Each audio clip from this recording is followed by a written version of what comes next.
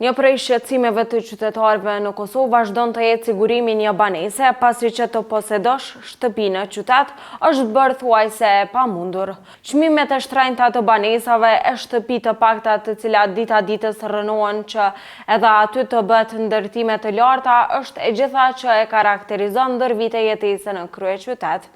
Nga viti në vit, çmimi i tyre sapo shkon e po rritet e bëhet thuajse e pamundur që të blihen e qirat vazhdojnë të jenë po ashtu të shtrenjta për të përballur nga të gjithë përfshirë këtu familjar, student e çifte të reja. Qytetarët po shprehin shqetësim të thellë për çmimet të cilat mbizotrojnë në treg. Në Prishtinë, sipas ofertave të fundit në treg, çmimi për metër katror të banesave varion mes 1.200 deri në 2.500 euro, varësisht kjo e lagjes, cilësisë së ndërtimit dhe pozicionit brenda qytetit. Kjo përkon me shqetësimin që inputet për ndërtim materiale, punë, shpenzime administrative vazhdojnë të rriten dhe pasojë edhe një shtim i kostave për blerësit potencial. Në krahasim me disa vite më parë, kjo është një rritje e ndjeshme. Në periudha më të hershme mesatarja ishte më e ulët, ku disa raporte sugjerojnë se banesat ofroheshin më afër 1.000 deri në 1.200 euro për metër katror.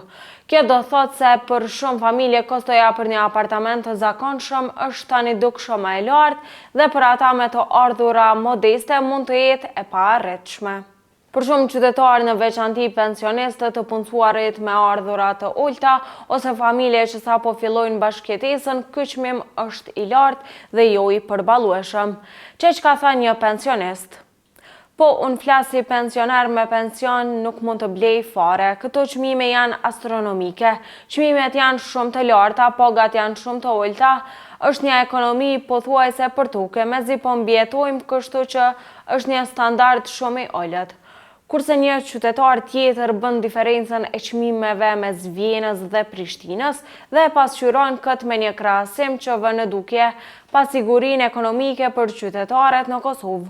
Nuk është e përballueshme fare sepse më shtrejt është në Prishtinë se sa në Vjenë, po normale sepse pensioni mesatar është 230 euro, nuk kemi se si t'i përballojmë çmimet janë të shtrenjta. Në Austri jam që 32 vite, më lirë është atje me të gjitha gjërat me ushqim dhe të gjitha janë më lirë se këtu janë më shtrenjt.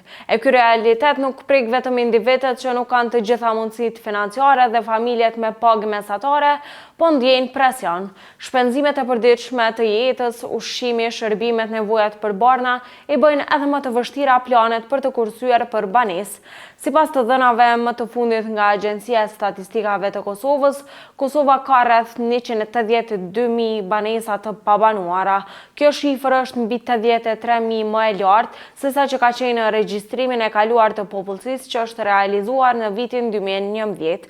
Në bazë të këtyre të dhënave ne shohim se komuna e Prishtinës e ka numrin më të madh të banesave të pabanuara nga gjithsej 25.995.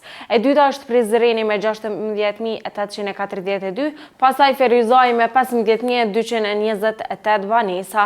Ani pse numri i banesave është rritur ndjeshëm gjatë viteve ndërtohen ndërtesa të reja, shumë prej tyre mbetën të pashfrytzuara. Për qytetarët si pensionistët apo të rinj për të cilët kredi me interes dhe pagë minimale nuk janë zgjidhje të mira, realiteti është i vështirë. Banesa mbetet një ëndër larg realitetit. Si përfundim, qytetarët e Prishtinës, pensionistë të rinj, familje të zakonshme përballen me një realitet të vështirë. Çmimet e banesave janë shumë të larta, pagat janë relativisht të ulta dhe numri i banesave të pabanuara mbetet i lartë.